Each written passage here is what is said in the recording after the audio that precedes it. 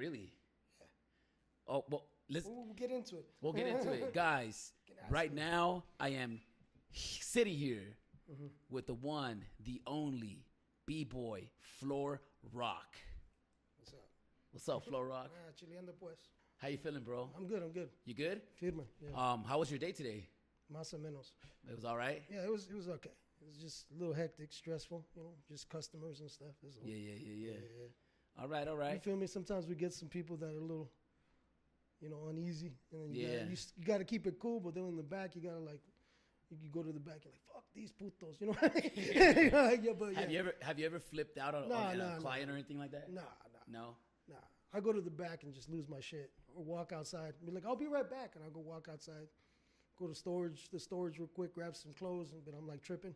You know what I mean? But no, I'm usually pretty, I keep it together. You know what I mean? Dope. Yeah. Well, it's customer service. You got to be customer service, homie. And for those people that don't know, what do you do for work? Florock does, I do a little bit of graphic design, and then I print shirts. I do DTG, screen print, embroideries, you know what I mean? What's that stuff called? Simulation? Whatever it's into the polyester? Sublimation, sure. I think it's called. We do sublimation too. Yeah, we make stickers and we make decals, all that stuff. You make it all? Yeah, Simon. Dope. So if anybody's out there trying to push their brand. It's called Thinky Dinky, that's it. Yeah. Flow Rock, what is your first memory in breaking? My first memory in breaking? I think I remember it was like in the 80s, fool. Like, my brothers used to break. Oh, shit. But they were really into, my brothers were both, everybody in my family, my mom and dad, they were all cholos, dude. You know what I mean? And then my brothers were cholos, but they were really into the punk rock scene, too. But my two older brothers, one of them popped, one of them broke. You know what I mean? So my first memory was the 80s, homie. They showed me breaking. They showed me Beat Street. They showed me Crush Groove. They showed me, Style Wars, My brothers schooled me a lot on hip-hop. The first concert I ever went to was, it was 1987. I went to Def Jam. I saw Fresh Prince, Run DMC, LL Cool J, Public Enemy. Yeah, because I got good grades in school, so my mom took me to the concert, homie. Oh, shit. It was at the Thomas and Mack Center. Yeah. So you knew b-boying? I knew b-boying and hip-hop straight up. Right off the bat? But my real foundation in real life is punk rock and breaking. Okay. Because punk rock and hip-hop started at the same time. But, yeah, that was really my thing. I'm more into the punk scene and hip-hop, you know what I mean? But I'm really into punk rock music, Suicidal Tendencies, Social D, DRI, thrash metal, too. I love Metallica, Megadeth. I like anything where you get in the circle, bro, slam. You know what I mean? Not mosh. We slam, dog. We slam dance. I was really into punk. That was my shit, yeah. And how many siblings do you have? You say you have a brother? I have, there's my older brother, Paris, my sister, Jennifer, my older brother, Henry, rest in peace, and then my brother, Lance, and then me. Okay. Yeah. 5 of you guys. Yeah. One of them passed away. You got 2 brothers and 1 sister? Yeah. One of them passed away. He died when I was 19. Oh, shit. Suicide, homie. Oh, so damn. Don't be playing with suicide around Flow Rock. Flow Rock don't like that. Yeah. Because I took him down. He hung himself. It's okay. We can talk about it. I'm okay now. I'm grown now. I'm 42, homie. But yeah. I went through some crazy stuff when I was younger. Yeah, so that's one of the things I went through. Yeah. Let's get some happier. Yeah. But that's crazy. Yeah. When was the first time you threw yourself onto the floor and decided this is what I'm doing? When was the first time? Well, I started popping. Okay. You started as a popper I started first. as a popper first in 87, 88. Okay. You know what I mean? I was 8, 9. Damn. Yeah, and I started popping. And, I can Fresno, Boogaloo, and everything pretty good. Más o menos, I'm pretty good. You know what I mean? But I started really breaking in 1991. Oh, shit. That's you old school, bro. Yeah. I've been breaking since 91. And ain't a mural of me downtown for no reason. I'm just saying. And you started out here in Vegas. I'm from Vegas, born and raised. Born and raised in Vegas. What part of Vegas? East side. East side of Las Vegas. East Las Vegas, yeah. I'm from East Las Vegas. It was over off of Stewart and 28, Dogtown. We lived in Dogtown, but then, my parents came up and we moved to the east side, but it's still the nicer part of the east side now. You know what I mean? Because my parents had a restaurant. Yeah, when I was growing up. And what kind of restaurant was Mexican it? food. Mexican? Yeah. Yeah, so you had all the free food all the time? Yeah, well, my mom's house was always good food anyways. Still, yeah. That's Nobody fresh, gets man. down like my mom, dog. My mom gets down fucking feed me. I can cook pretty good too. Especially after this COVID thing. bro. It's a wrap. No, because you learn. Because you're bored. You know what I mean? Yeah. Remember, we were all in lockdown for a while. None of us we could get out were. and go nowhere. So we were all filming, trying to do podcasts. I was cooking, to fix my anxiety because I was freaking out too because I didn't know what this shit was, bro. Like, nobody knew. Nobody knew, yeah. Nobody knew, dog. Like me and my girl, like we had like separated a little bit because we didn't know, because she's a nurse. So I was like, oh shit, I can't be around you. Exposed to that shit every day. You know what I mean? That must have been tough. At the beginning, yeah, we were just like tripping out, at first, what I mean? Shoot. Because we didn't know what was going on. Like nobody knew anything, dog. And Yeah, then, me too. Then when we got a little, more not ignorant to it, we figured it out. And, it's just like whatever, dog. Every day we wake up, is a risk on me. You know what I'm saying? Yeah, that's true. So every day above ground, you got to be happy on me. Yeah. Yeah. That's real. facts. For That's real a good way of looking at if life. you woke up in the morning, dog, you're already doing good, Holmes. So thank God, and that's it. You know what I'm saying? It is what it is. Like, nothing's promised, especially in this whole pandemic. Like, I lost 5 homies last year in a row, like month to month. It was like every other month, another homie. Like one of my best friends growing up, Rocket. Rocket was a dope B-boy legend out here, bro. Rocket died from that shit. Like, I was tripping. Like, that been my road dog since I was 9. Is Rocket somebody that you started with breaking in 91? Well, no, I was about 93, 94. 93, 94. No, but we grew up in the same neighborhood. Yeah. Same barrio. We have similar lifestyle. Both Mexican, both from the east side, both from Vegas. Both started breaking. Both were in Rocksteady together. It was like, that was my road dog. Like, that was one of my best homies. You know what I mean? So let's rewind it a little bit because we're jumping way too ahead. Saying, You started breaking in 91. That's when you recall yourself. I started breaking in 1991. Okay. I didn't get great until probably, I still don't think I'm great, but like I didn't get, started getting good until about 92, 93. And when you say you started getting good, what does that mean? Were there events in town that you started competing at, or was none of that existing yet? I mean, there were events, but like we would go. There was hip hop parties. There was like, but not b-boy jams. Never none of that stuff, bro. There wasn't that stuff until later, homie. Like, and it was like basically we'll get into that. Like that's later on in the years that it developed better. But in the 90s, nah, dog. You go to a party and then there'd be ciphers, and we didn't break to the breaks that you guys break to. There was no disco breaks and that shit. We broke to electro funk and hip hop. Yeah. Whatever was hip hop at the time. Rakim, Big Daddy Kane, you know what I'm saying? Run DMC. Yeah, we broke to hip hop or electric shit.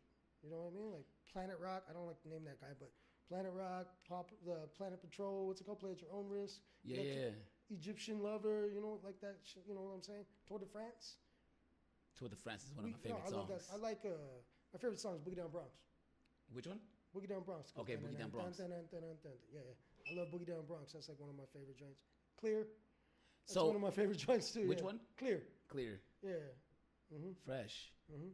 When so between 91 and 93, you started developing your style. Were you involved in a crew? Did you have homies that you were dancing with? I got down with Rock Skittles in about 92. Okay, so Rocksteady is like the beginning of your crew experience. Yeah. Was it something that you got involved in, or was it something that you helped create? No, they was already established. Really? Rocksteady's been out since 82. Oh, shit. Yeah, Stingray started that in the 80s. Really? Yeah, Stingray's the first B-boy in Vegas. Okay. He's like OG. That's my OG. It's my big homie. I know he's an OG. He's my best friend. You know what I mean? But that's my big homie. And we've been tight since I was 15 years old. Shoot. It was a legend of Stingray. Stingray was like, they were like telling us about this guy, and he could do like all these crazy power moves and stuff. And it was a Stingray, and he could pop, lock, and break. Because Ray lived all of it. Ray can pop, lock, and break, and good at everything. You know what I mean? So that was the guy that started it, and then it was about, I think 92, 93. It was a hip hop store. It was called Hot Sauce.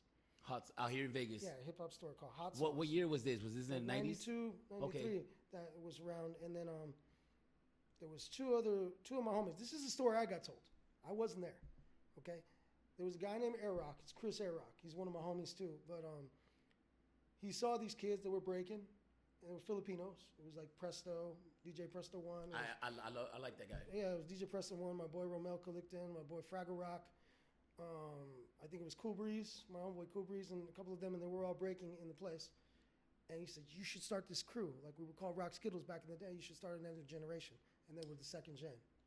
So it was Air Rock that put them on. Air Rock and this dude Mondo put them on. Oh, shoot. And then like I heard about these dudes at parties and stuff because I'm from the east side. They're from the east side in downtown. You know what I mean? So I started hearing about them. I met this dude, Norman, in school. Norman Collicton was this guy Romel's cousin, Romel Collecting. They were first cousins, and they're Filipino cats. And then they taught me how to break. Sick. And then I met Presto, and I met those dudes later in life. I was dressed like a cholo. I had a shag too. If you know what a shag is, I had a shag. I had like a pompadour with a shag, and I was straight choloed out. I remember watching footage of you. I had no, but even back, but I was bald headed in those footage. Yeah. When I met Presto and them, I had like firme ass hair. It was like comb back, dope pompadour, and it was long shag, kind of like a rat tail, but it was long. It was all hair. And then I was dressed straight G, like I was white T-shirt, Dickie overalls, Cortez, like a hat backwards, Raiders or Aslan, something to do with like my culture, heritage, and a black rag. You know what I mean? Because I was from barrio and shit, but from Vegas. What inspired? I was just about to ask. What inspired that whole look, the whole gangster vibe? Well, because there's gangs in Vegas too, homie. You know, like there's shit out here too, homie. Like it's not just L.A. The barrio that I was from is one of the oldest hoods out here. It's like been here since the 60s, homes. It's like the first barrio here. You know what I mean? We're not going to talk about names. So it's not getting into the name of it. But like that's where, you know. So you were involved at the same time? Well, I was already involved in that stuff because my dad and my brothers were part of that clica. And I was part of the clica too, real quick, real brief, because my dad put me in boxing. And then I met these dudes and I started breaking. So I was more boxing and breaking. You know what I mean? You're always entertained with something else. Yeah, no, I was down with the barrio. Yeah. I got put on, but I wasn't out there being like, I'm not the hardest gangster I was. Nah. I rep my hood. I always say East Side. I always say what part of Vegas I'm from, and then I tell people where I grew up. You know what I'm saying? Because I always rep my barrio, but I'm not that guy. I was never. I don't even promote gangsterism, dog. Like, nah. I dress like a cholo because I was a cholo, and that was the culture at the time. You know. I've always been into the lowrider scene and everything to do with the Chicano culture, bro. Whether it's El Salvadorans, Mexicans, Honduras, you know, Guatemalans, we all gente, homie. We all the same. You know what I'm saying? And Vegas is like a melting pot, homie. It's not like segregated either. Like everybody's hood together. Because my barrio, there was black dudes, there was white dudes, Filipino dudes, Salvis, Puerto Ricans. Like everybody was part of the same clique, fool. We were all cholos, but we were all different races. Same thing with Rock Skittles. Everybody started with that cholo base, but we were all different races. So we were like a rainbow of flavors. You know what I mean? It's like that's kind of how I took it. The rock meant we rocked the floor. The Skittles was like in Hawaii meant footwork. That's what Stingray told me. Oh, because they call it Skittles. Where does Rock Skittles come from? Yeah, Stingray said rock because Rocksteady, and because we rocked the floor, and Skittles because we all did good footwork. Because Skittles is in Hawaii, they say, oh, your Skittles are dope. You know what I mean? They say you're doing dope Skittles. So they called it Skittles. So we were Rock Skittles. We were basically Rock Footwork Crew. Yeah. But Ray wanted to be like Rocksteady Crew because it was RSC at that time. When we came about in the 90s, we changed that RSC because we didn't want to be like Rocksteady. We wanted to be different, so we put RSK. Okay. And we spelled the crew with a K, like graffiti style. You know, nothing's spelled correct in graffiti. You know what I'm saying? Like, it's not. Yeah. So even my name, Florock, like I spell it with 2 R's now, but for the longest time I did 1 R. It was Floorock. It was one word, Florock. Just one word, like graffiti style. Yeah. And then later I put 2 R's. Just somebody said, "Nah, it looks cool, dog." Who gave you the name Florock? It was in Houston, Texas. I was breaking, and it was like 95. Because I went through so many names, bro. Like, so what was the first name that you had? Corny name. It was like Mr. Spin. Mr. Spin. Yeah, because I used to do mad, like what's it called? Zulu spins, and I do not one-shot head spins, 1990s, and I did the Gremlin. Because I made up Gremlin, right? You made up Gremlin? I made up the Gremlin. What do you mean the Gremlin? You made up the Gremlin? You don't know the move, the Gremlin. No, I don't even know what the Gremlin is. The Gremlin is when you spin on one hand, your arm is totally. Oh, when you swing around your signature. Your signature. Yeah, that's my move. Yeah. Not kid glide. I did that shit, and it wasn't. Well, it's a discrepancy between me and Emilio. So I say I made it first in the United States, and he made it first in Europe. Yeah. Which because I never saw Emilio. I met Emilio in '96 on my travels in Europe. But I never saw that dude. I didn't even see footage. We didn't even see our first videotapes until like 95, bro. When you start getting generations of tapes and they taped it on SLP, so you get more footage, but it's all grainy, and then you see you just know the person's style. You don't know what their face looks like or anything like that. Yeah, like our first generation of videos, and it wasn't even them. It was like my inspirations were from breaking Hawaii. There was a show back in the day, I guess in Hawaii, called Breaking Hawaii, and we saw like the Funky Foot Rockers, the ABC Breakers, I can't remember. There was a couple of crews, but they were all dope. They all had good footwork. Like people from Hawaii got dope ass footwork and badass power moves, bro, and dope windmills and shit. They had dope flavor, and that was one of our first videos. And then Renegades, and then Jugheads, and there was another crew. This was all San Francisco because one of the dudes from our crew was from the Bay, so his cousins were from like Rock Force and like all that. So like our first videos were from the Bay. So like another one of our inspirations is like Sidewalk Breakers too. You know what I mean? So we watch some of the Bay Area dudes. And like our style is different. Like I think Vegas style is way different than Cali style. Like we got footwork. You know what I mean? Yeah. Like when I remember growing up, well, I'm not talking shit. Like I'm just basing facts. I mean, you got dope footwork, bro. And Casper got dope footwork. And you got, Casper's from Canada, right? Yeah, Casper from Canada. But he was raised in LA. But you're from LA, though. Yeah, I'm from LA, yeah. You're from LA. And you got good footwork. And I was surprised because when I was growing up, everybody from Cali had dope ass flares, windmills, and broke with no shoes on and socks and had helmets on their backpacks. Yeah, we grew up like that. I grew up doing that shit too, which is weird. Like us now, we wanted to practice footwork and we wanted to be kind of like New York cats. You know what I mean? We wanted to have the whole foundation, everything, the top rock, footwork, freezes, and then the power moves. And we didn't have just one power moves. A lot of breaking crews, when I was growing up, there was like the one guy did turtles, one guy did windmills, one guy did head spins. Now our crew, like you had to have like a 4-move combo before you got done with RSK. You know what I mean? Oh shit. Yeah, and then you had to battle all of us, just like everybody else, kind of like a gang. You get put on. Yeah, You had to battle all of us at the same time, one time. Yeah. So at least keep up. Yeah, you know what I mean? yeah. Like you're gonna get blasted because nobody can go against 10 people, bro. Like, Yeah. Yeah, but you gotta keep up. So we're in 93, 94. You get down with Rock Skittles. Mm-hmm. What happens after that? You guys started practicing? We started practicing, and then we were at the Boulevard Mall, Okay. which is not too far from here. And we ran into these Asian cats, and they looked like they broke, so we approached them, and then we started battling these cats, and it was full force. Oh, it was Ronnie. Actually, it was Ronnie, and then we're younger. It was Ronnie's older brother, Rodolfo, and it was Jamar, and it was Rock. And Rock used to, let me go back.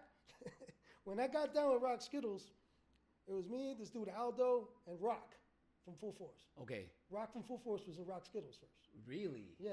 Okay. He's a crew jumper. No, I love that dude. He's a crew jumper. Shout out to Rock. What? Yeah. Rock was from Rock Skittles first, and then he went to Full Force. I don't know why. I don't even care. He's the homie still, and I respect him too. But like dudes, yeah, he was originally from our crew, and then got down with us. And then we met these dudes, and they were in the mall, and we just started battling these dudes. And then we didn't finish. We just started, and we got kicked out of the mall. All of us got kicked out of the mall because we were breaking in the mall. And then we're like, set it up, and it was almost like some Beat Street shit. We're like, okay, The Shining. That was the name of the jam. It's on YouTube. You can watch the whole battle.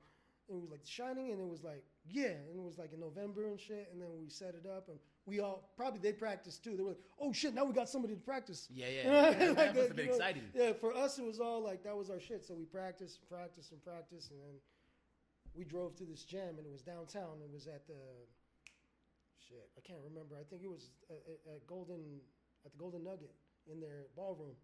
And it was this jam, and it was called The Shining, and it was a hip-hop party. And the dope DJs, Empty Pockets, and that was the name of this company, not the company, the party crew that threw it, but they were black dudes, and they were like artists and shit, and DJs, everything, hip-hop crew. Yeah. You know what I mean? Like there was MC, dude, but they used to throw all the dope jams. This is Empty Pockets jam. They had the good lighting, good sound, good ballroom, good room, good dance floor. Like it was gonna be dope. So we went and we met Full Force. That was the first time like we saw the whole crew, because it was like 3 or 4 of them and 3 or 4 of us. You know what I mean? And we were all just battling these dudes when we first met them, and then when we saw them, there was like 12 of them. And they were all in like uniforms, not uniforms, but they were in their shit. They were white tees, green fucking sweats and shell tops, and they had their all beanies down, and we were all different Latino races. You know what I mean? We came mobbing too. Rock Skittles came like, there was like 35 of us. And we weren't all, from breaking. We were all fucking cholos and shit. It was like a gang. You know what I mean? We came in and we can come fuck some shit up if we had to fuck some shit up, but it was all really for the battle. You know what I mean? But we had some cholo niggas with us too, though. We had some real G motherfuckers with us too, because we were all from the east side, and we just brought that whole thing. But they were deep too. Don't get it twisted. Like there was like 10 of them, but they had their own, because Filipinos, they got their whole fucking family supporting. Yeah. So they were they- deep too. they- You know what I their mean? Like family runs it deep. was like crazy, and we were screaming each other's crews, and it was like Rocksteady, full force, and it was just like, yeah, you can watch the video. It's so fucking nostalgic watch that. and dope, bro. It's on YouTube. It's like Rock Skittles. Hey, and everybody Full Force. watching this is gonna be in the link down below. Yeah, it's Rock Skittles and Full Force YouTube. You can look it up. It's dope. It's like you can tell by the clothes and just the way we were dressed. It was like so 90s shit. Was that your first? That was our first real battle. Real battle. Okay. Yeah. And then we battled them. That was the first time we battled them. We battled Full Force several times. Like the first one we won. I think they got us the second time. It was us and them, but Ivan and then Furious Styles was there. Like they came and they instigated it. You know what I mean? Like we were walking with Furious Styles and Ivan, because Ivan moved out here in '95. He was doing Splash. Like Ivan's a big inspo to me too. He taught me to drive. Like I didn't know how to drive like a car. Like Ivan taught me to drive. Like, yeah, we would try every day. I'd take the bus to his house. We'd practice. Ivan's a crazy character, by the way. Like I gotta tell you guys, like if you don't know Ivan, Ivan's the urban action figure. Ivan's nasty, but as a kid growing up and we were teenagers, he was a crazy person. he didn't sleep. Like that dude would call you with so much energy, call you in the middle of the night, yo, let's session. Come through right now, Floor Rock, come through. And he would call me, he would bug me, bro. Like he would call me like over and over and over until I come through and cave in. I'm like, all right, man, I'm fucking coming, chill, man. Like he'll bug me. He's like, nah, I want a session, I can't sleep. And then so we'd practice and it was dope, but anyways, Ivan had other people come out all the time. I mean, Smirk came out to see Ivan. I guess he was in Splash in Reno, and he came out to visit Ivan and Mr. So Splash, just for those that don't know, what is Splash? Splash was a show at the Riviera. Okay, it was a show in the casinos. Yeah, it was a show in the casinos. It was like one of the first. Mr. Freeze was in it. Like Mr. Freeze is also like, to me, Mr. Freeze was like our Cool Herc, because Freeze is like one of the reasons we all break that way too. Right. Because Freeze is like a big inspiration of Vegas. Freeze might be from New York, but Freeze is really from Vegas. Like Freeze was here since the 80s. That's what everybody says. Yeah, Freeze is like one of the. I mean, I saw his interview and he was talking crazy, but that's my boy. I don't care what he says. I was Rocksteady too, and yes, I was down with Rocksteady. Oh, what he said. I saw his fucking footage. I can realize. You were talking out your ass, bro. I love you, but you was talking out your ass. You're one of my best friends, but you were really talking out your fucking ass. I'm just saying. That part, just that part. Everything else, Fuck it. I think you did good, but right there, you're bugging, right? No, you're tripping. Like we established some shit out here, and like he was bugging. Like I don't know what he was talking about. So how did you get down with Rocksteady? Okay, well let's get to that. So we were in the 90s. We battled Full Force, and we battled them again at the Forum shops, and then it was about. We met these dudes from San Diego. They were talking. People used to leave you messages. Yeah. It was like they left a message on Presto's answering machine. I don't know how they got a hold of Presto, but Presto was like that guy. He wasn't the leader of our crew, but he was the one that everybody got a hold of somehow. And there was these cats, and there was this crew, and they were from San Diego, and they were called B-Boy Lions. This is my boy Chalo, Day One. Yeah. They schooled us really. They really schooled us on footwork. Honest to God. Really? Like, because Rock Skittles, we had footwork, but we didn't have no. We didn't really have no, like, what it was called. Like, we didn't know what a 6-step was. We were just doing footwork. You know what I mean? We had no foundation, if you want to say. We could do, like, I did 4-step, and I did, like, I call it switches. Ness calls it scrambles. Some people call it a 12-step. We did that. I did CCs. We used to call it Karopi. Karopi, the little frog? Yeah. Because he ran funny? Yeah. Yeah, he ran funny, so that's what we called CCs. Oh. Yeah, we didn't know what it was called. We called it Karopis. And then they schooled us. They were like, it's called CCs, it's called 4-step, and then 6-step, and they showed us the correct way. They really schooled us. I always give those dudes props. Like, they hooked us up on like foundation and shit. And then, anyways, I went to the B-Boy Summit. They told us about the B-Boy Summit. Okay. Because they were from San Diego. What year was this? 95, 96. Oh, we still in 96, okay. Yeah, 95, 96. And summer 95, we met them. 96 B-Boy Summit or something like that. No, it was 95. B-Boy Summit was in February. So we went to San Diego. And then we started traveling. Is that like the first time that was you the left first the time city? That we left the city. Well, it wasn't the first time. First time we left the city, we went to Bakersfield. Battled Master Movements. Oh, shoot. With Master Ace. Master Ace, right? Yeah, Ace. Yeah. Ace, Cujo, Tyrell, rest in peace. Spidey. Yeah, I rest in peace, Spidey. Rest in peace. That was my boy, dude. I love that dude. Yeah, I love that Cyril dude, too. Martinez, he was a good dude. But, we went to Bakersfield the first time. We battled. Yeah, that was a crazy battle, too. There was a dude named Jash. You ever heard of him? Who? Jash. Jash won. He was just here. I just had him in here. Oh, really? Yeah. Jash won. Jash won. He's a graffiti B-boy. Yeah, Jash won. I always tell this story. Yo, shout outs to Henry Lewis on Instagram. Let me tell you this story. Jash one was the one to put Flow Rock on, if you want to think about it, because Jash one got in my ass. He was the first ass whipping I ever took breaking. Because I could kill that dude in power moves, but that boy's footwork, man, and he had a different set every time I went down. And he kept fucking with me. He was like, I got you. And he just kept going. And he had something different every time. It was a different disc. So, I'm sorry, bro, I'm going to tell the truth. I practiced all summer long. And I battled that fool in the B-Boy Summit. And he ran away. I don't care what he says. He ran away from me, and I chased him in every circle. What? And roasted him again and again and again. Yeah, I love that dude, though. I respect the fuck out of Jash, because Jash, if it wasn't for Jash waxing my ass, because he served me, bro. I'm not going to lie. That was like one of the first, like, that was a humbling moment. One of my first ass whippings I took in breaking was from Henry. But I got him back, so I don't care. I mean, like, I got him back, but like, that really happened, because it was Master Movements, and he was part of their little clique. Yeah, he was. Yeah, and then, like, he called me out. He's like, I got you. And I was like, damn, fuck this guy. You know what I mean? I was, like, so frustrated. And then I went home, and I go, I can't believe I got burned that bad, because I never got burned. Floric had straight leg flares, jackhammers, head spins, and windmills, and I had, like, clean power moves. But my footwork was not complete yet, because I was just finding myself, you know what I mean? I wasn't even floor rock yet. You know what I mean? I wasn't even that guy. I was still Mr. Spin or whatever I was called at the time. You know what I mean? But yeah, that was the first ass whipping I took was from that guy. That dude's dope. Yeah, that dude's dope. I love that guy, man. He was from where? Pasadena? He's from Pasadena, yeah. Pasadena, yeah, right? Yeah. Was he down? He was down with Stunts in them, right? Yes. Yeah. Yes. Stunts. And yeah, I met him later. I met Stunts and then Henry, and then what's the dude? Ronnie Ruin's brother, Frankie Flav. My bad, Frankie. Frankie's another one. Like, I met Frankie later. Frankie was like there when I started doing like the Gremlins at Presto's house, and I did make variations. I did like the flagpole with my legs straight. Wait, at Presto's house, was everybody practicing at his house? Like, we would go. Well, this was later. That was later on. Okay. That was like the '97.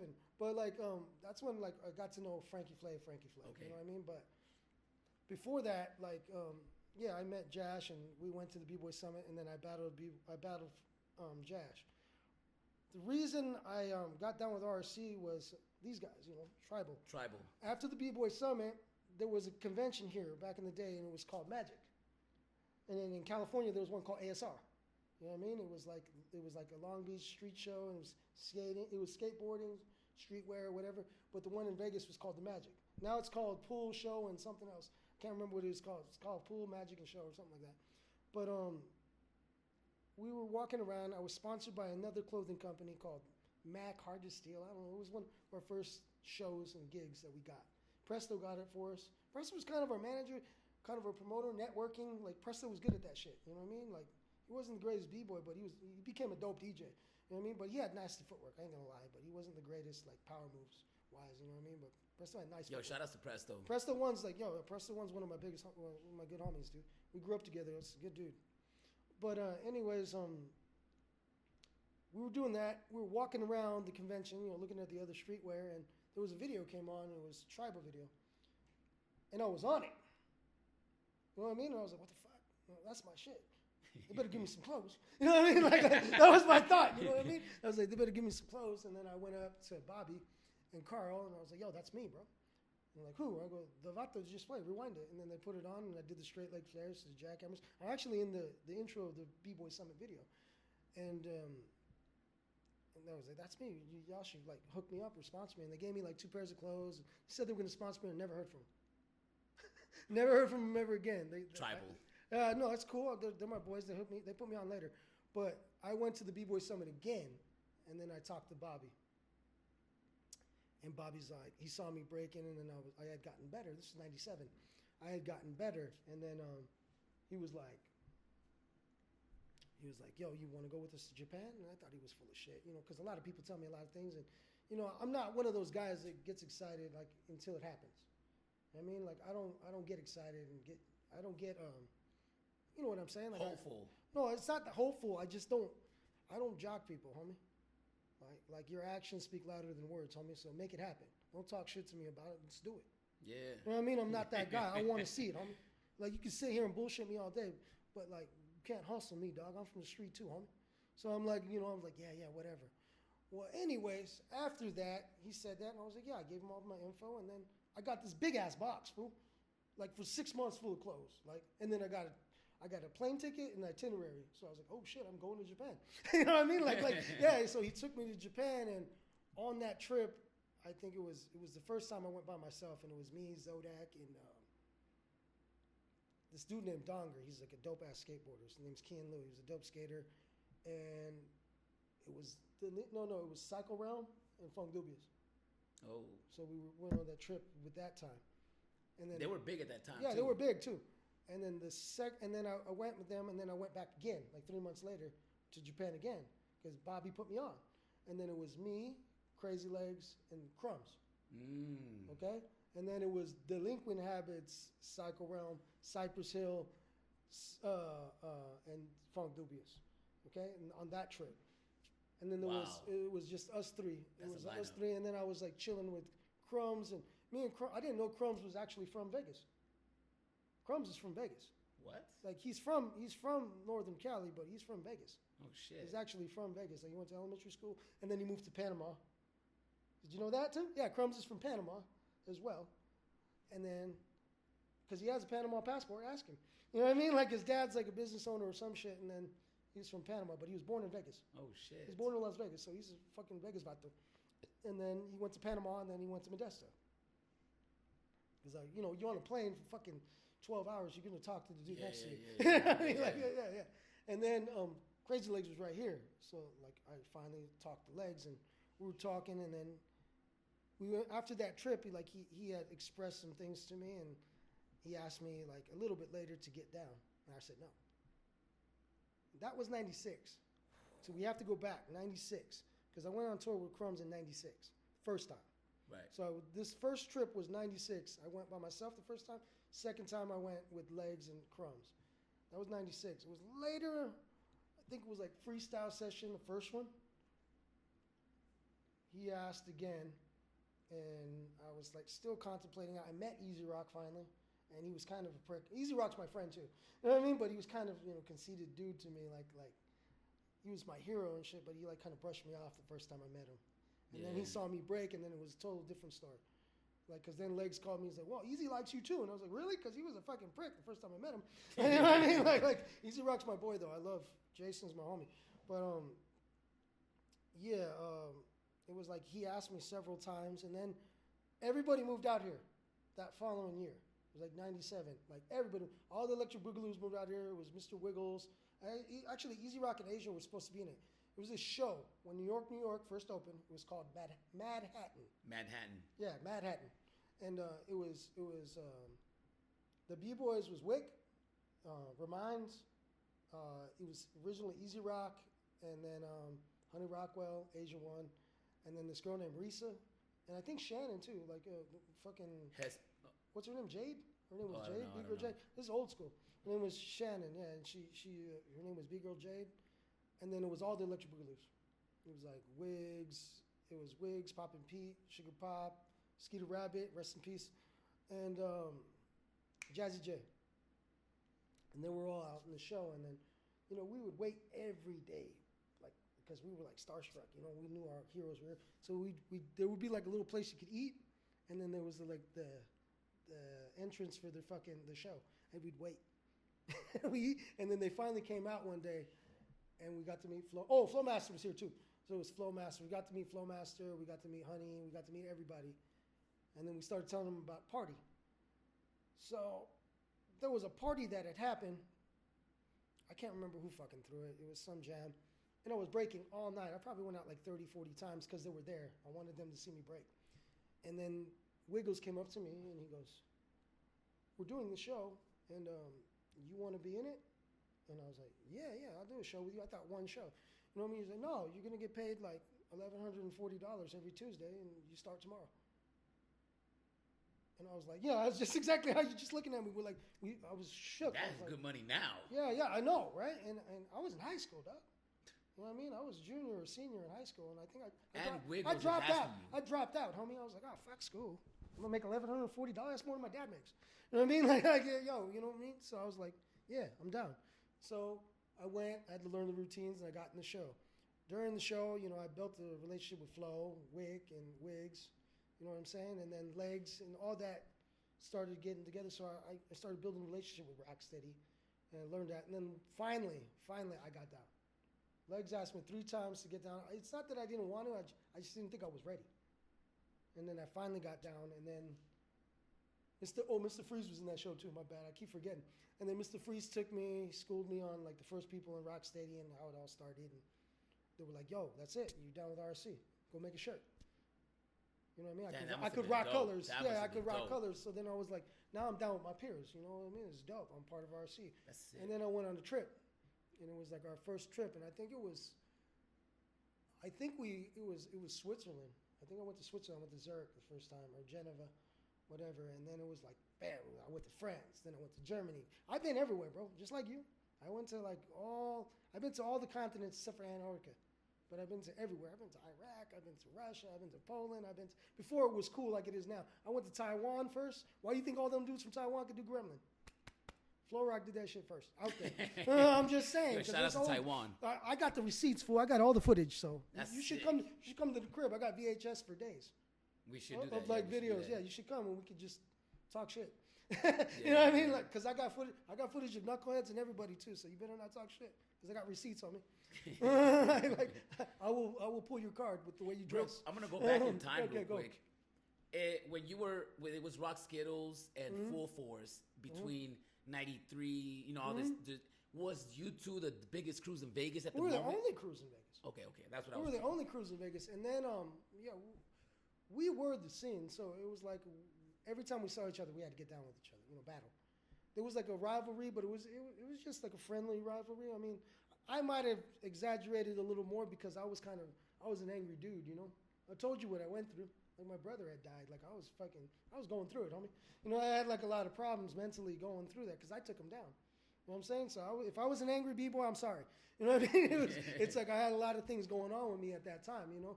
And then, we just brought the best out of each other. The two crews were like, we were like mad rivals, but like it was just for the scene, you know what I'm saying? And later, Knuckleheads came. They came to one of our practices, and they weren't even formed yet. But there was a crew of these kids, and they dressed like kind of emo-ish punk rockers, and they became Knuckleheads. Mm-hmm. And then there was another crew. Like we had like a crew in the West Side, and then we practiced them. We were trying to make them Rock Skittles, and then they became House of Reps. You know what I mean? And then, you know, these other crews came from that. You know, like there were like little guys that came from that. Like there was a crew called Rouse Gangsters. I don't remember. I think they were called Rouse. And then there was House of Reps, Knuckleheads. I think Battleborn came out later. I met the dudes from Battleborn when I was in Manhattan because they were young. Yeah. But they weren't a crew yet. I just met Guillaume and ATM and like later. ATN. I said ATM. ATN. I met the two brothers like earlier. They went to the Academy of Performing Arts. They went to that school. So they did a show with the Manhattan people. So I met those dudes long time ago. From my understanding, their mom was in the shows. Their mom's a dancer in the shows. Yeah. Those dudes were but they're trained dancers. Those dudes are phenomenal dancers, regardless. You know, they can do it all. Yeah, you know, I seen them in several shows at the Magic conventions doing just choreography and everything. Those two dudes were, like take their class, bro. I'm not even lying. Those dudes are like they will help you. All b-boys need to learn to do counts because if you can't do counts, you can't dance, homie. Like no, for real life, like. You need to learn the counts. That shit is important, bro. If you really want to be a b-boy and do this dancing thing, you got to learn your counts, bro. And you have to learn other dances other than breaking, bro. Open your eyes to other stuff, bro, because you ain't going to go nowhere if you can just break, bro. I'm just being real with you. If you really want to make it as a dancer, bro, you got to open your eyes to other things. Like I started going to the All Styles competitions, and I started going to other things and just to be relevant too. Like I want to be in the scene, not just the b-boy scene. I want to be in every fucking scene. I want motherfuckers to recognize me. You know what I mean? So I started going to other things, but I started wanting to broaden my horizons to other dance styles and just see how they vibe. You know what I mean? Because like at first, like I'm not gonna lie. I didn't like a lot of that stuff. You know what I mean? Like I hated crumping, and I really hated house dancing. I thought it would look like tippy toe ballet bullshit. You know what I mean? And then when I saw it and how they vibe, it's almost like a b-boy. Like they cipher and they do the same thing. And I see the music is different, so I had to see the different beats and the little build-ups and everything. And I was like, oh, okay, they battle just like us. It's the same shit. Okay, cool. They got a different anger, but it's cool. Yeah. But they all work together, and that wasn't our scene back in the day. Another thing about the b-boy scene in the 90s, there was way more beef. Yeah, there was way more beef. It wasn't like it is now. Everybody is like all cool and practice together, and no. Full Force only practiced with Full Force. Rock Skittles only practiced with Rock Skittles. Yeah, that's how it always was. And we couldn't call each other's moves. We didn't know what we didn't know what we were going up against. You know what I'm saying? We just knew there was two dudes, and it was Aldo from my crew, because Aldo was the dopest. Like everybody thinks it was me, but nah, this dude Aldo was phenomenal. Aldo was like the dopest cat. Like I saw him the other day and by my house the other day, and I was like so hyped like that I saw him. I hadn't seen him in years. That was the dude that was my partner growing up. And I hadn't seen him in years, and one day I just saw him at the little gas station by my house, and we built it outside for 3 hours. You ever seen a friend that you ain't seen forever, and you're like, you guys are like fucking hugging for a minute, and you're like, it was like that. It was like, oh my God, we're reunited, and we built, and we both ran a hip hop store together, and we both met our girls at the same time. Like it was crazy. Like my ex-wife and his ex-girl, we met our girls at the same time, and we both had kids with these women. You know what I mean? And like we were both with these women the same amount of time, like 8 to 10 years, and we're not with them no more, but those are still our baby mamas. You know what I mean? Right. Yeah. And it's like, and it's crazy. They look the same too. They look like they could be sisters. Oh shit. Yeah, they both look. How about you and him? Nah. Okay. Aldo looks Filipino. Okay. But he's not. He's from Ecuador and he's Chinese. Okay. Yeah, he's crazy. He looks Filipino though. He's like mad dark and he speaks Spanish perfect and he's still got like an accent. He's from LA too, but he grew up out here. He's from LA and New York. It's weird. Like he was born in LA in like San Gabriel Valley. Not Fernando, like El Monte, La Puente. SGV. Yeah, El Monte, La Puente, and then they went to Queens, and then they came to Vegas. That's pretty to dope. the east side. Yeah, to the east side too. Yeah, right to the east side too. Like straight to where the Latino. Well, the east side, if you come to Vegas, it's where all the Latinos are. It's where all la gente is. It's like the east side of Northtown. Northtown, not North Las Vegas. Northtown. Northtown is different. There's a distinction, homie. Like Civic Center and like Civic Center, Evans, Cheyenne, Craig, that's all Northtown, bro. Anything above that, that's Northwest. That's North Las Vegas. That ain't the same. You ain't the same, homie. Stop saying that. you ain't the same. No. That's Northwest. That's the good neighborhoods, homie. No. Northtown is the barrio. East side, like some of it's barrio and some of it's really nice. Don't get it twisted. I mean, but it's hood. It's hood altogether. Like East Side and Northtown are kind of similar. The only difference is Northtown's got its own police department. You know what I mean? North Las Vegas has its own police department. So it is kind of its own little sector. Right. But it's still like, it's pretty much the same. I mean, but we had rival hoods. You know what I mean? Like Northtown and East Side didn't get along when I was growing up, as kids, But Northtown it's black and Mexican. It's predominantly, and that's like the lower class part of the thing. Northtown, not North Las. Northtown, I gotta explain, homie. And the East Side, bro, the East Side is different too. Like the East Side starts from downtown and it goes to Tropicana. Anything past Eastern or Bonanza, Boulder Highway and Tropicana, anything past that, that's not the East Side, fool. That's South. And then it becomes Henderson. Okay? That's not East Side. I don't give a fuck what these fools tell you. Don't let them lie to you, bro. That's not East. Yeah, nobody's been lying to me. I'm just clarifying it. Clarify that shit. There's Missouri Ave, Pittman, Henderson. And that's Hendertucky because that's all hillbillies and rednecks. We call it Hendertucky. Yeah, I've heard that. Yeah. It's like Water Street, the district right there. Yeah. Yeah, the old Henderson, that's Hendertucky, fool. If you're from Vegas, that's what you call it. Okay, and then everything else is like Green Valley, Spring Valley, and all that stuff. Oh, no, it's like Silverado. That's what it is. Spring Valley is up in the west side, and that's where all the Asians are. Okay, and that's like Tropicana and Rainbow, and then down. That's all Asian. Right. Yeah, I mean, there's Chinatown, but that's where all the Asians live, and it's nice. It's like a nice neighborhood, but it's crazy. Everybody's Filipino, everybody's Korean, everybody's Chinese. Well, everybody's getting their geographical. Yeah, well, I'm just telling you, this is Vegas. Like, I should take you one day, man. Just come with me. We should do like a car ride. We'll take a ride. Drive around. No, we'll do like that fat dude with the fucking where he does like the little fucking karaoke shit. But I'm showing you Vegas. What's his name? I don't know, but yeah, you know what I'm talking about, right? Yeah, he does like a karaoke thing in the car ride and shit. Yeah. Well, we should do that. I'll take you on the Vegas tour and shit. Like, I'll show you the historical. We should do tours of every city. I'll show you the historical West Side. I'll show you like the East Side, the dope places to eat, like the real shit, the real gente de barrio. You know, the real shit. You know what I mean? Like, I'll show you all that. But dude, I showed Nez when Nez came here. I took him because Nez likes to go to the hood wherever he goes. When did you meet Nez? I met Nez in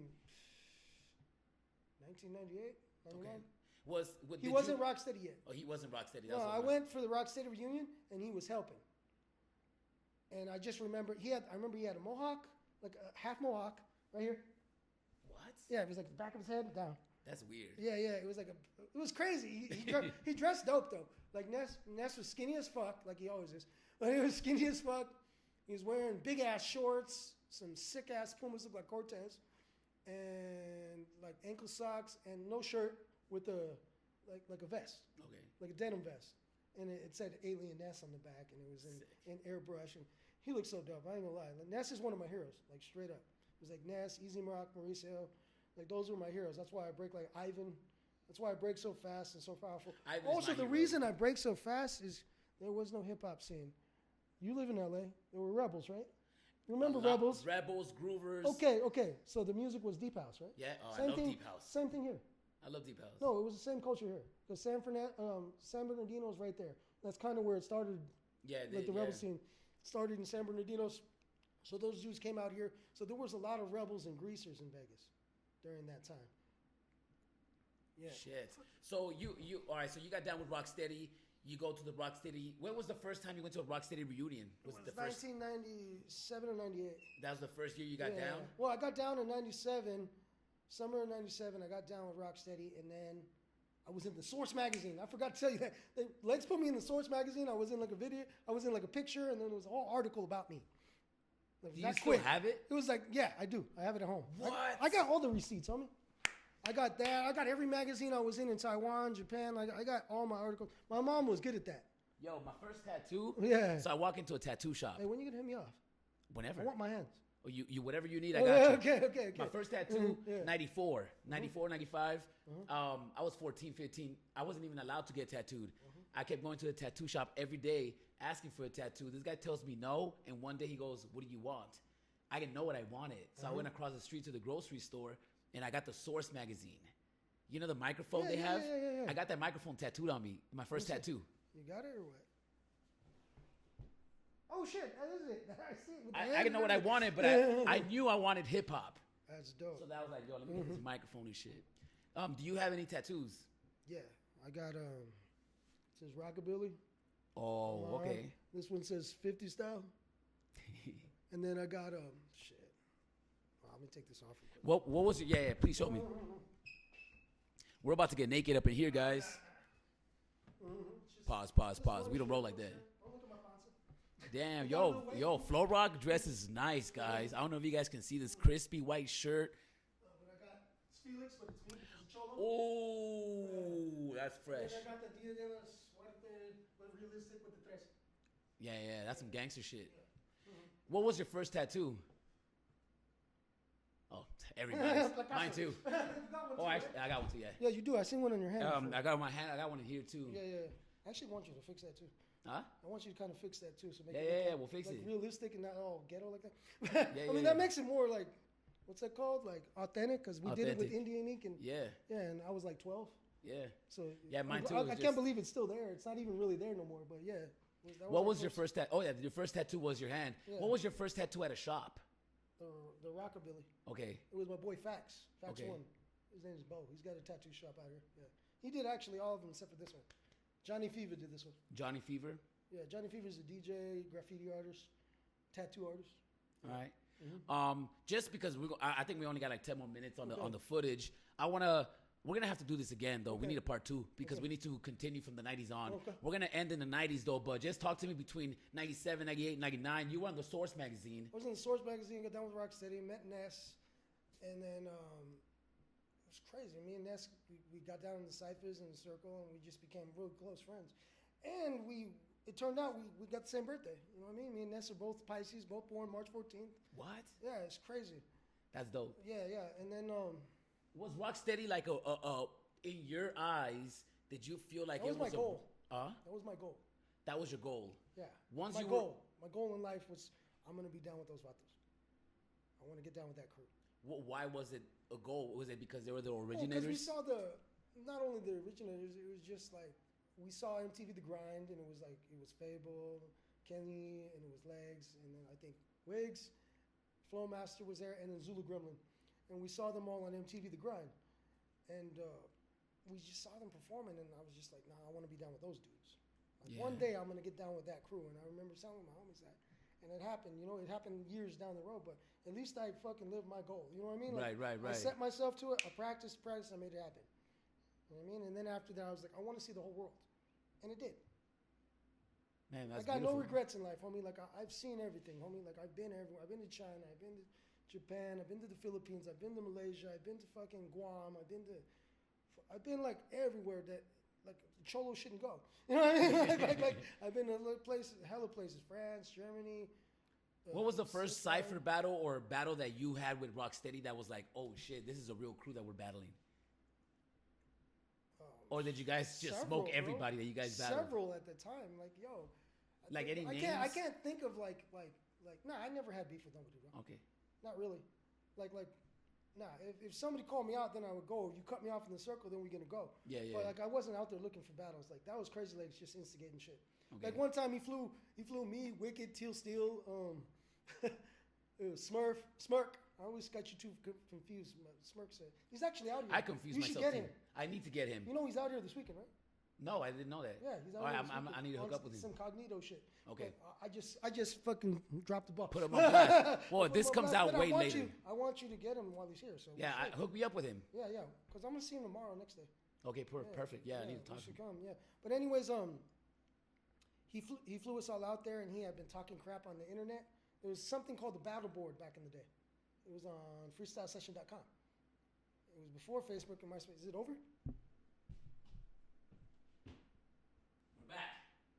We're back. Okay, sorry for the interruption. So we went to Seattle. We battled everybody that night. It was cool things. But that wasn't my memorable cipher. Like, shit. Memorable cipher, bro. Like, it's got to be like a B-Boy Summit or freestyle session. How about competitions? Was Rocksteady crew doing any type of competitions? At that time. It was never like that with Rocksteady, right? It wasn't really that. That was later when Bonita and all them got down, bro. That was like in the 2000s. In the 90s, we was just raw. Like, we would just go to...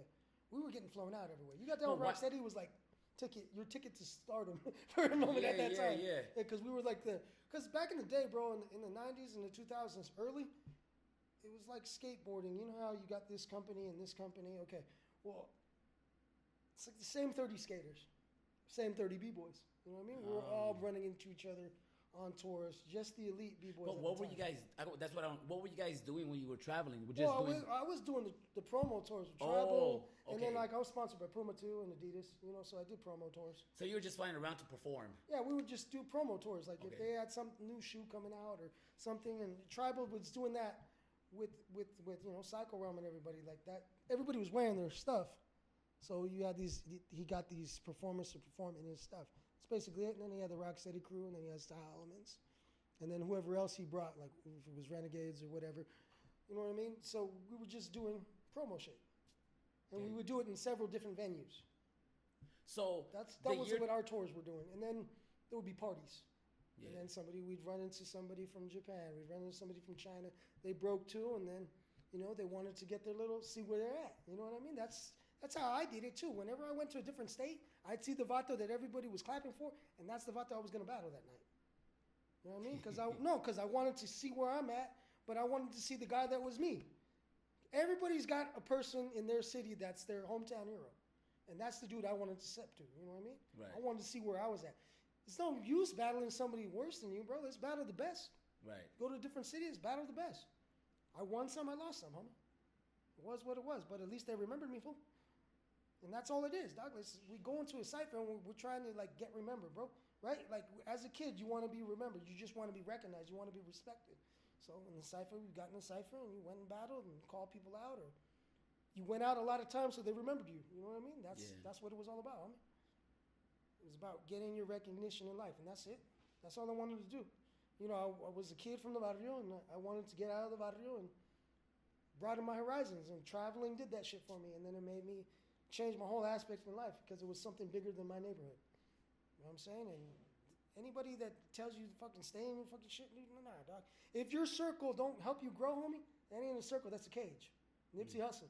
You know what I'm saying? Like, that was the dopest shit I ever heard in my life. Like, if you staying, like, in your barrio, your neighborhood, wherever you're from, dog, and you don't travel, dog, you ain't seeing shit, homie. Like, you got to broaden your horizons, dog. Like, get out of your block, dude.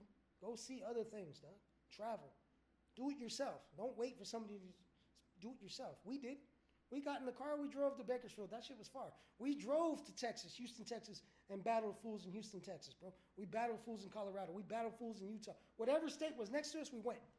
Rock Skittles. That was Rock Skittles, not Rocksteady. That was Rock Skittles. We did that and made our own name for ourselves. When you got down with Rocksteady, did the Rock Skittles members feel a certain type of way? Not them. Stingray, yeah. Stingray was butthurt. He held it against me until I got married. No, for real. Like, he was my best man at my wedding, and in the wedding, and you know, the best man's got to sell the speech. He made it about him, and he was like, I was mad at you for all these years, and when you got down with Rocksteady, he's like, I was pissed at you. He goes, but right now, I forgive you. It's all done. I was like, damn, it took me to get married to a chick. For you to let it go. But yeah, Stingray felt some type of way because I think he always wanted to be down with RC. And I got down. I don't know, maybe, I don't want to talk shit on my friend. He's my friend, bro. But maybe there was like a little, you know, like. It's natural. It's not animosity, but maybe you were a little envious. I don't know. Yeah. I don't. I mean, Rocksteady's a dope crew. I try not to think that far into it because we're good friends and we've been through a lot. Me and that dude, we were just talking before I came in here. I was like, I'm going to go do this thing with Smurf right now and do this podcast. And he's like, damn, I wish I was there. And he's like, I gotta get him in here. Yeah, but he said, damn, I wish I was there. And I was like, all right, call me later so we can talk because we build lowrider bikes. Me and Stingray, you didn't see my bike. I put it on Instagram. I didn't know you built them though. Yeah, we built them. Shit, I need one. I gave my What happened to yours? I saw. I gave it to my girl. I used to see you fucking driving it all the time. Like I'd be driving to work and I'd see you. Yeah. Your bike and shit. I was riding around all up and down Las Vegas. I would see you driving. No, but I'd see you by Naked City, like because that's where you live. Yeah. Right? You guys still live there? Yeah. Over by the Stratosphere? Yeah. I'd see you over there, and then I'd be going to work, like to the boulevard or something, and I'd see you. I think you used to work at a tattoo shop, right? Right. Right up the street from here, right? Yeah. Okay. Paradise. Yeah. Yeah, right here. Yeah. Yeah, I remember because I would see you coming down on your fucking lowrider bike, and I'm like, oh shit, that's Smurf. You know what I mean? Like, and I was like, he don't need a ride. He's riding his bike. Shit. Yeah, that's normally dope. I would pull over and be like, oh, you need a ride, but you had your bike, so I was like, okay. Yeah, and I'm always straight. I'm always straight. Yeah. So the year 2000 comes around. Yeah. Where are you at this point? In 2000. Like 99, 2000. 99, 2000 was like the start of like, you know, the RSC thing, and then like, you know, well, Manhattan had ended in, that was 97, 98, so Manhattan had ended in 99. You know, I thought I was going to be rich forever, and then they pulled the rug out from under us. And I was unemployed, and I had to go back to school, but I didn't go back to school. I just went to adult ed and got my GED and finished that. And then 2000 came, and I was touring a lot. I didn't really have a job yet, dog. I didn't have a job until later and shit. So it's like 2001, 2002, I was teaching classes for a long time. I taught every studio here, like Lakes. Well, they're probably a lot of them are gone now, especially because of the pandemic. But at the time, it was like the Lake School of Dance. It was like all the rich neighborhoods. Lake School of Dance. That's actually where I met Brett the Threat, because I used to teach Brett the Threat. Ooh, dope. Yeah, he's from Rock Force, right? House of Reps, I think he's. Yeah, well, he's House of Reps, but he's also Rock Force. Oh yeah, he is. But he was Rocksteady too. Yeah, he was. Yeah, he was Rocksteady too. But he was my protege, and then there was another kid named Shorty was my protege, and I taught a lot of people here, bro. Like 90% of the fucking scene. Like I taught. There's a documentary I'll show you later. I'll show you the link. But I taught a lot of people here, and me and Presta actually helped rebuild the scene because I used to have this dance studio. It was off of Charleston and Torrey Pines. It was called ABC Dance. And we would hold jams there like once a month, $5 to get in. You know what I mean? And we did like almost like fights. Like we had like the dudes, the two dope guys in town that were like the hometown heroes, and then we'd have like undercard battles, like guys that were trying to come up and make a name for themselves. Right. Yeah, and then we they would battle and they'd get like a free. We had like sponsors for everything. We'd have like tattoo artists. We get like a free tattoo, skateboard, $100, and then whatever clothes we got from the sponsors, from Tribal or. Shit, I can't remember. There was so many sponsors we had. We had the dude from the Real World give us clothes. And we had like Tito Ortiz gave us clothes one time. Oh, dope. Yeah, because do you know who Camacho was, right? Yeah. Chris Camacho is one of my best friends. Okay, his name was Chris Camacho. Chris Camacho was from California, Huntington Beach. Up Rock was what his nickname was. It was Up Rock. He used to go to school with Tito Ortiz, and they used to fight. He were wrestlers, but he was a dope B-boy too. Like, you have to do your homework on him. I'll show you too. He knew who you were, but I don't think you knew who he was. But he knew who you were. He would talk about you sometimes and stuff. But he hooked us up with Tito Ortiz and a lot of the other like UFC fighters because he was like in the mixed martial arts too. And we got a lot of sponsors from that. And so that's what we would do. We'd give you a lot of clothes, gear, a free skateboard, and then like a free tattoo and then some money. So we did it for the younger guys and we did it for the older cats. You know what I mean? So there was a lot of people that were put on. There was like Ben from Knuckleheads and some dudes from Full Force. And like it was just like we would do whatever crews out here. At the time, there was like 10 or 15 crews. And we would pick a guy from this crew. And if they didn't like this dude, I go, who you want to battle for? And we would like basically hold beefs. Like, yeah, beef. Fuck it. Go 6 rounds. Only 7 rounds. Do it. It's fresh. Don't talk shit. Just make it happen, fool. Yeah. Right? Train. Now you got to train for this. And then people would come and watch and then decipher. So me and Presto was the DJ and the host. And then he had a street team. I'm telling you, Presto was ahead of his time. Like as far as marketing, promoting, like he had all shit down. You know what I mean? I just had the venue. You know, it was my spot. We didn't have to pay for it. You know what I mean? Oh. So we had the venue and then we would throw the jam. Okay. And a lot of people came out of there. Was Soul Rain came out of there DJing and Chico Science. And then I don't know if you know who Doo-Wop is. Doo-Wop. Yeah. That sounds familiar. She's a Oh, DJ. I do know who she is. Yeah, actually. she's a DJ. Yeah. Filipino chick. Yeah. Doo-Wop came out. She's still around too. Yeah, no, but Doo-Wop started there. Really? Yeah, she started with us. She even did her little hats. Like she used to sell like trucker hats. Okay. Yeah, and it was like her company at the time, and she would like we'd let her do that, and we'd let her get on. You know, she wasn't the greatest DJ at the time, but we'd let her get on. Dope. You know what I mean? Like Presto Dope. put her on. We put her on. We're like, yeah, you can do every B-boy jam. Damn, I feel like we got to bring this shit back, No, bro. dude, I got like archives because remember, I'm from here, homie. Like we helped build the scene. It was a lot of us that did it. It was me, it was Presto, it was Ross One, it was like Johnny Fever, it was ASIC, it was like all the graffiti writers, it was all the B-boys. Like there was a whole B-boys, like a whole hip-hop scene.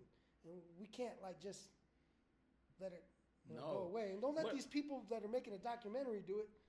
Well, we're doing it right now. No, but like me and you, I would rather do it with somebody that's like really. We should do something. We should do something. I'm down, dude. Like whenever. Yeah, we're gonna talk about it. Yeah, we'll build. But yeah, that was like the 2000s. Yeah, Okay. that's what happened in the 2000s. I don't want to talk. We're gonna have to restart this because there's gonna be more. There's more because we've got 20 years, Holmes. See, I know. I got like shit. 91. That's 29 years. Shit. You know what I mean? Like. Shit. Well, it's 2021. That's 30 years, homie. That's a lot of.